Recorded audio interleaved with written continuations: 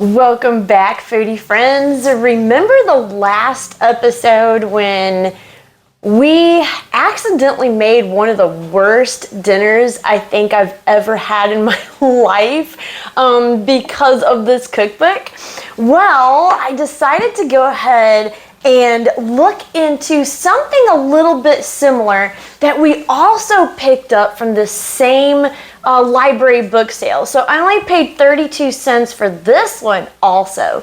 Now I have a little bit higher hopes for this one just because it's Betty Crocker. Usually those cookbooks are really good. This one also looks really good. I kind of picked it up on a whim at that book sale, but this one also promises that it's going to be simple dinners, and it too tells you exactly how many minutes it will be start to finish before you can get dinner on the table. So I thought it'd be kind of fun to do a little comparison.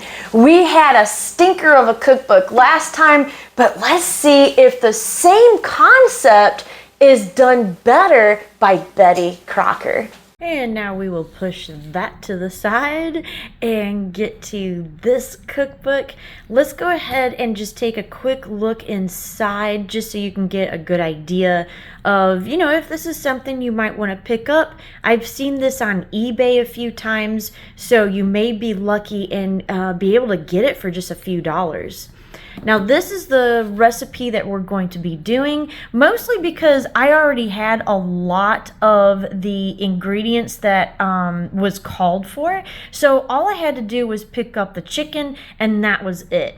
It looks really good. Also, I love mushrooms with chicken, so that's good. It's served with green beans in the picture, and that's what we're going to be doing with it today. Now you see this cookbook was published in 2010. And here we have a pretty good variety of different kinds of recipes. I like that they actually have a sandwich category. I think that's really nice if you're trying to hurry up and get something for lunch. Appetizers is not really my thing. I don't make a whole lot of things like that, so that doesn't really interest me a whole lot. But I thought the salads looked really good. Most of them are pretty easy. You can see here, start to finish, 15 minutes, which this one said start to finish in 20 minutes, and it actually did fall flat. So that wasn't true.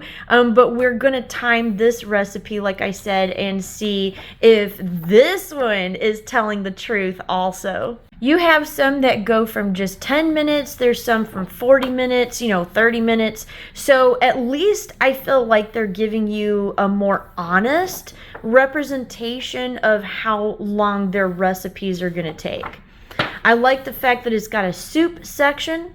A lot of these soups look really good, something that, a lot of people would eat. A lot of them have very limited ingredients, which is nice. So this is what I would kind of call a workhorse of a cookbook, where you're using this mostly for, everyday dishes, something that will use what you have on hand and can get dinner on the table really fast.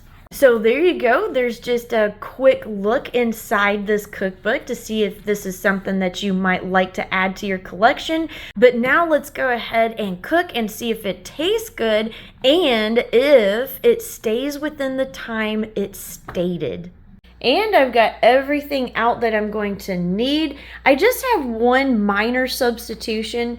I actually could not find that roasted garlic seasoned chicken broth.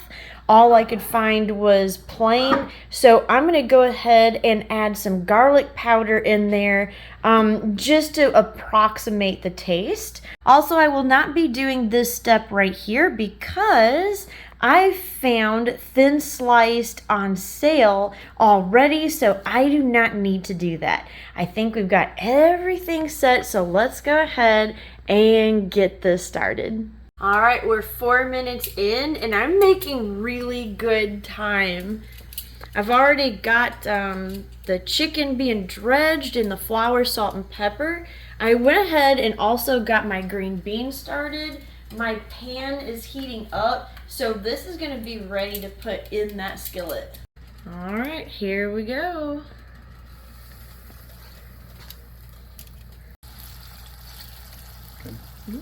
Okay, I was really confident at first. I still have a little bit of hope, but I don't know, guys. We only have 11 more minutes. So I'm going to go ahead and flip this chicken, even though, you know, it's not as browned as I would have liked it, but this is according to the recipe, so that's what we're going to do. And then we'll try the next step and try to get this done in 22 minutes. Wish us luck. Now the recipe calls for fresh thyme, so I just happen to have some in the garden. Let's go and see what we can get. I actually have 3 different kinds in here. I don't really think it matters what kind for this particular dish, so let's just go ahead and get some of the thickest ones and we'll take it back inside. All right, I got the thyme, but just look and listen to that wind.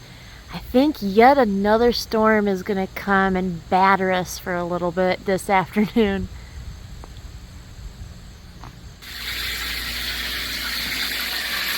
I don't think we're gonna make it in 22 minutes. I'm really racing the clock here, but I'm on the last step, so let's go ahead and get that done. All right, we're gonna add our chicken broth. And remember, for me, I'm gonna add this garlic powder just because I couldn't find the other kind of broth. Now we're gonna heat this to boiling and then we'll add all the other ingredients to it. It is so close to the wire. I'm just adding in the Dijon. I'm gonna add in the mushrooms, and then we're gonna have to wait for this to thicken a little bit, which I'm pretty much going to call will take us way past, well, not way past our time, but probably by a couple of minutes, I'm gonna guess. Okay, we've officially called it at 26:26, except it didn't behave exactly like I thought it would, but that's okay. We're gonna go ahead and call it anyway because we followed the recipe to the letter, and this has been on here for about 2 to 3 minutes like they called for. So we're gonna go ahead and plate up. I will tell you my thoughts on it and what I would do different and see if this tastes good. All right, let's go. We're gonna skip the green beans and go right for the main attraction.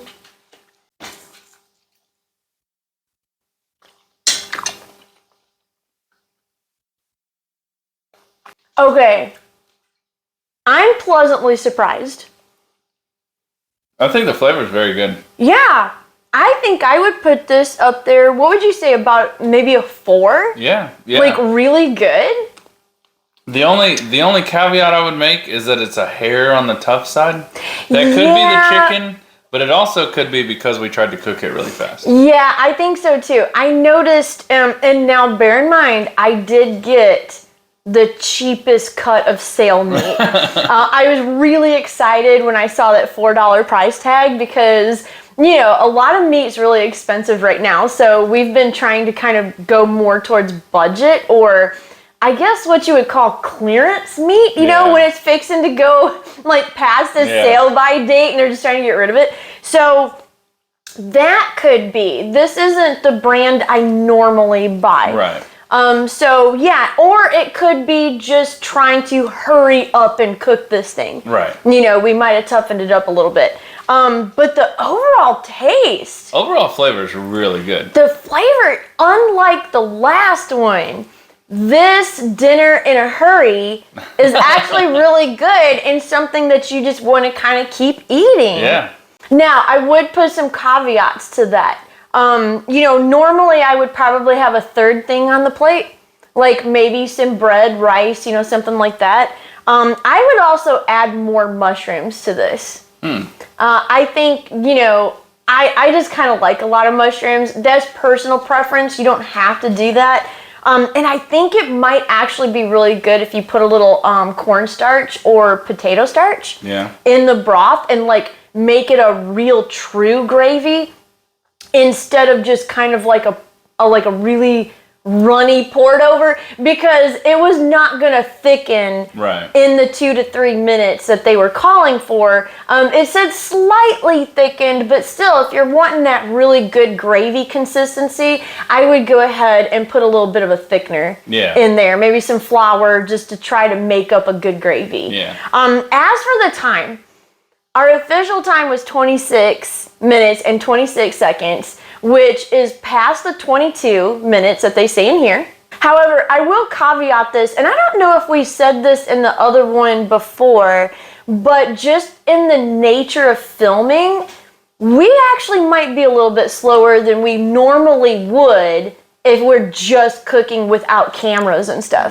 You know, I had him in here helping to film so I wouldn't have to be moving the camera around, so I could just kind of keep going. But it still does slow you down somewhat, you know, talking to someone else, talking about what you're doing instead of just, you know, hurrying up and doing it.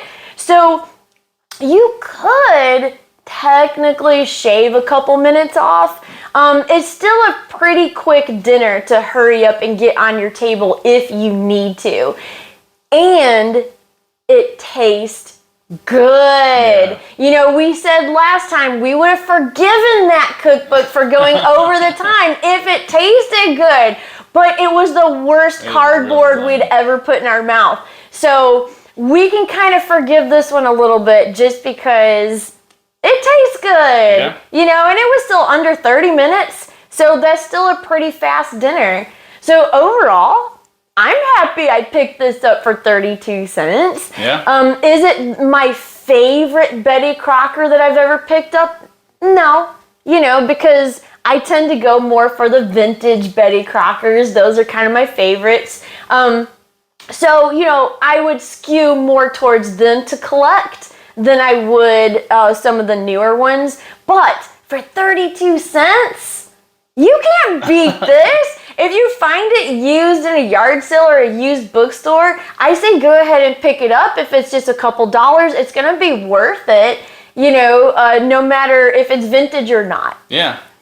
So, yeah, there you go. That was a really fast dinner that we tried to hurry up and throw on the table. I think this cookbook does a good job. I'll be cooking out of this one, you know, again, probably not on the channel, but just for our own dinners. And I think that speaks pretty highly of it. You know, so there you go. Thank you for watching this one. And who knows what we've got next, because we're going to be pulling out again from our library book sale cookbooks. So it's up for grabs because there's tons of different topics. And fact is, you know what I think we'll do? I'm gonna have you pick. Oh no. Yeah. That way you can just completely surprise me with what it's gonna be, and then I'll just pick a recipe out of whatever cookbook that you want to feature. Okay. All right, so that's what we'll do for next time. Thanks for watching this one. We'll see you then. Bye. And if you like historical cooking and unusual cookbooks, here's 2 more videos you might enjoy. And make sure to like and subscribe for more foodie adventures.